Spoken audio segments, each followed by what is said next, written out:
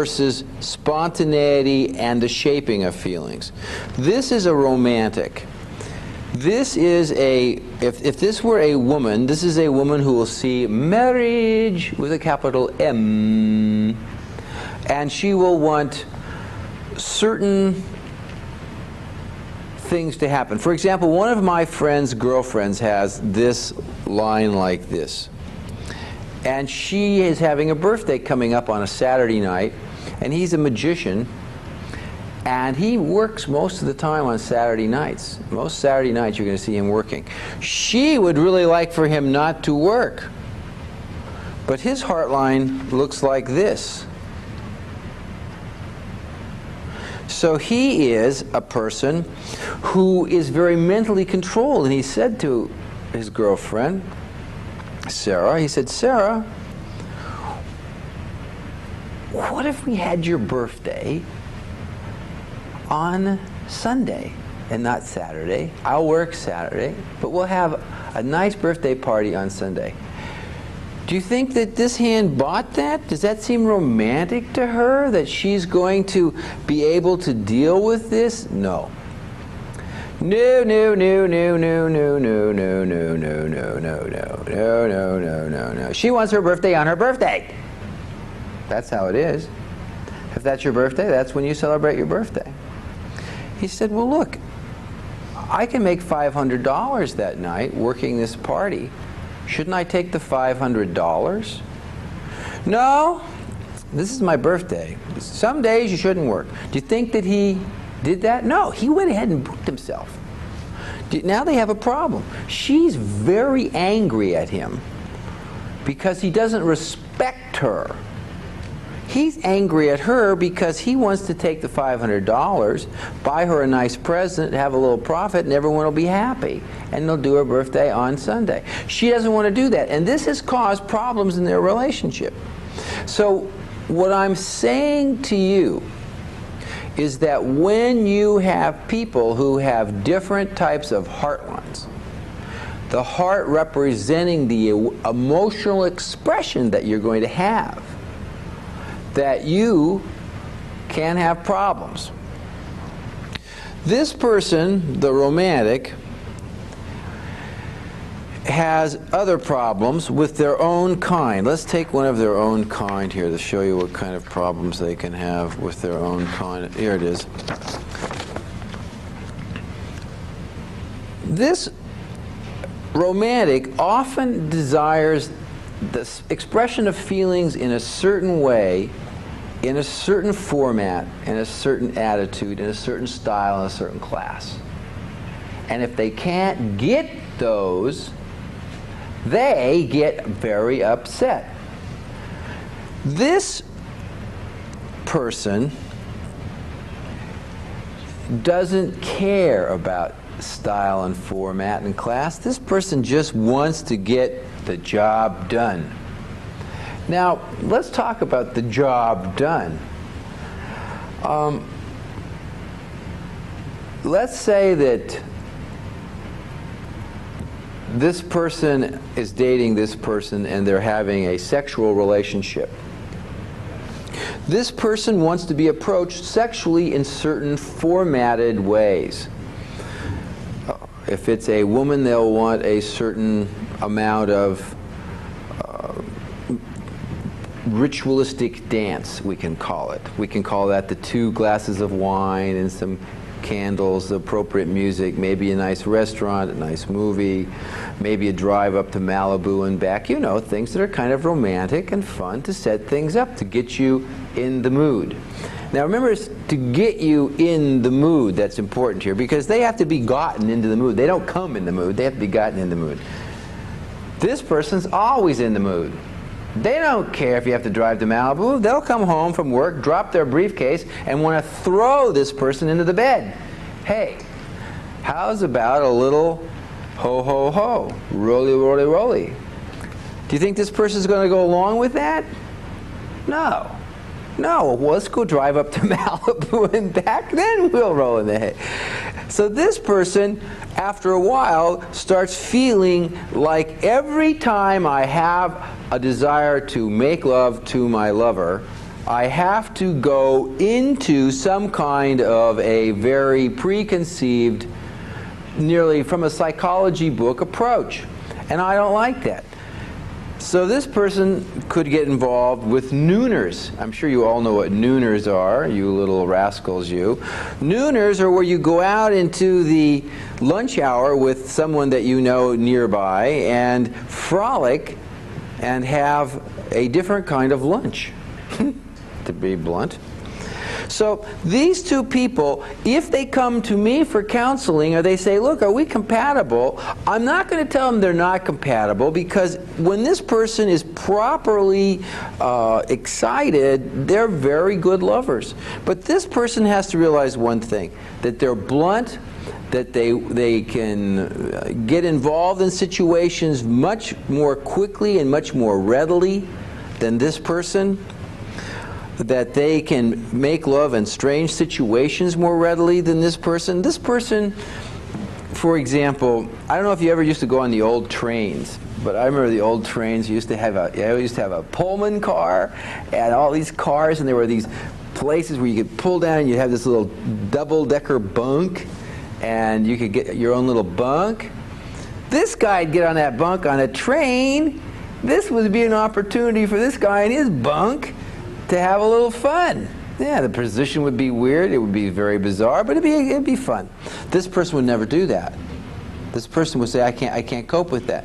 This person would say, oh, I don't know. So when you're counseling a couple of people like these two different hands, the first thing that you have to make them aware of is that if they're going to have a consistent relationship, that there has to be a certain amount of compromise on both sides. The overly romantic hand has got to realize that sometimes it's fun just to drop your blouse.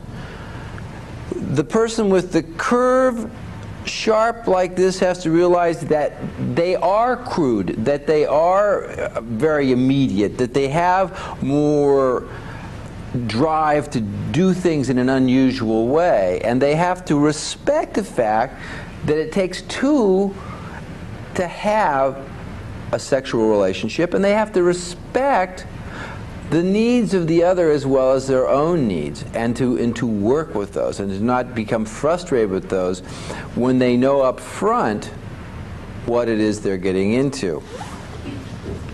Now, what if we have, where's my last little strangeness here? Oh, here they are. Let's go to this now. What if we have these two get together? This is really weird. People who have this very short curving line, when they get with someone who has just a very long straight line of heart, there are a lot of problems here.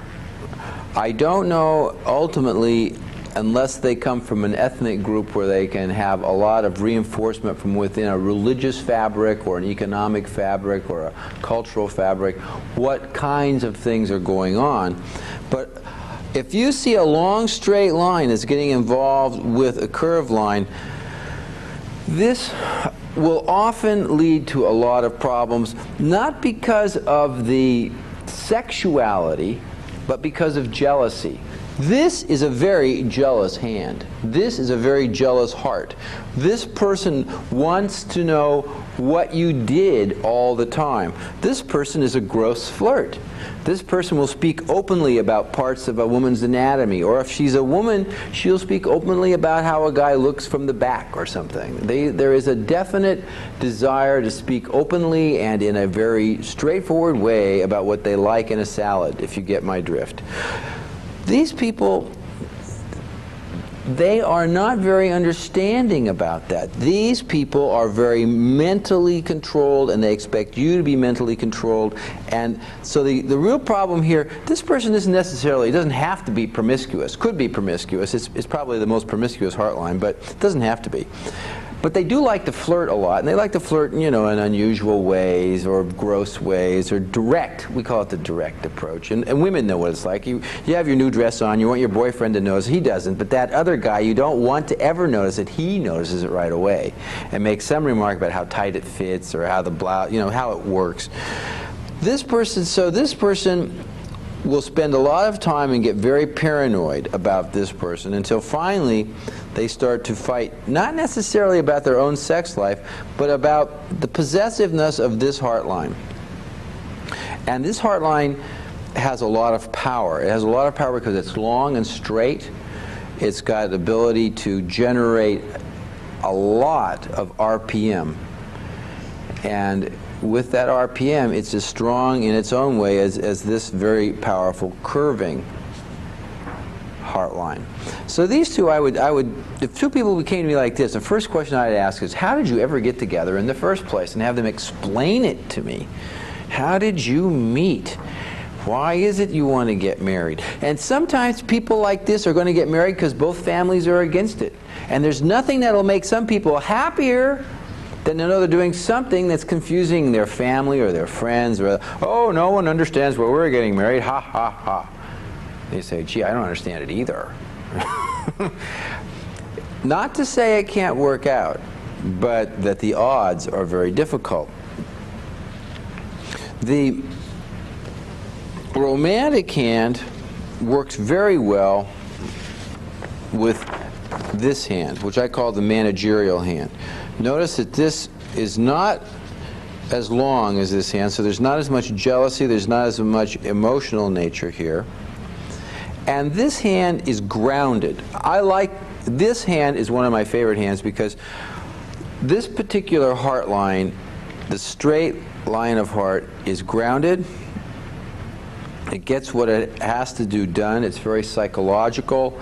And the thing I like about this heart line is, remember the earlier example that I was discussing in this presentation of the individual friend of mine, the magician, who has taken a job on a Saturday night and this hand doesn't like it.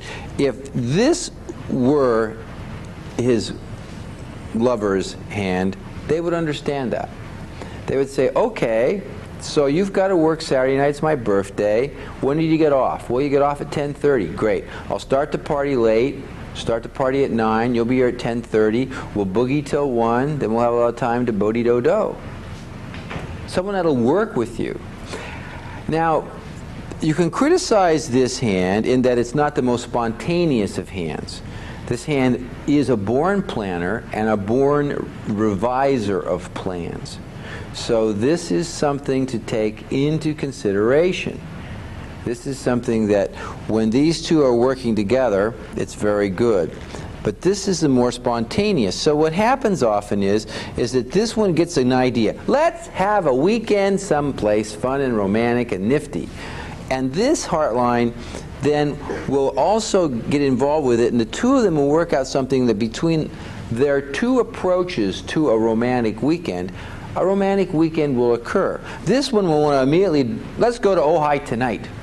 Gee, maybe if we planned it out for next weekend when I don't have to work on Sunday night, because I could do it next weekend. Well, and this where a little compromise has to happen, and then it will work. If there's nothing barring a spontaneous event, these people can be spontaneous, but they often can find snags, and they're willing to wait. And I like people who are willing to wait a little bit. I mean, we don't have to always go blasting off into all kinds of situations. Now, what's interesting is when we see hands where there are forks. Now, a fork in any of the lines that we are talking about here gives you an added dimension, and the dimension is realizable in two planes. The first realizable plane is that these people are more passionate. A fork always adds to passion. They draw the energy of the hand from two different aspects of the mount, and they're much more passionate. No matter what. If you put it on the end of a line like this, you'd have a passionate manager. Passionate manager. And so there you would have someone who really would be, I would prefer a fork on a straight line. Forks on a curved line, that creates almost like too much of a good thing, if you know what I mean. Now, the second thing that these produce are stand-up loyalty. Stand-up loyalty, to me, is when you have someone who is a friend, a lover, acquaintance, not friends and lovers, that's the only thing that counts. Friend or a lover, and they're going to stand up and be counted. If you get in trouble, they're going to stand up and stand by your side. They're not going to say, hey, you got into that, I'm not going to hang out. They're not a fair weather friend, they are an all-weather friend. So when people have forks on their hand, and if you have someone that has a fork in their heartline and they love you, you are fortunate. Fortunate in that you have someone who will be extremely loyal to you if you get into any kind of difficulty where you need support. And if they're your friend, say they're your friend, and someone is talking mean about you at a party, you know for sure that you are going to get told about it, and you also may probably know that the people who are talking bad about you at the party right here are going to get told at the party. Look, I know Jill and she's not that way at all, and I don't see how you can get off saying that kind of rumor about her. She's my friend and I know. And in LA, that's a very big currency to have in a friend, I think, because this is a town of the friends that kind of drift in and out of our lives in such an easy pace that we don't really know what it's like to have people who are old-fashioned enough to actually defend our honor behind our back. Well, this has been my session on the lines of heart and how you can utilize some of the basic understandings of the lines of heart. The straight lines, remember, are mental heart lines. They want to control the feelings. The curved heart lines, depending on how they curve, are gushers and spontaneous expression of feeling and shaped by certain romantic thoughts or fantasies. So if you take the time now to look at your heart line and a lover's heart line, I think that you will see some very interesting ideas to talk about. I'm Spencer Grendel, and have a good evening.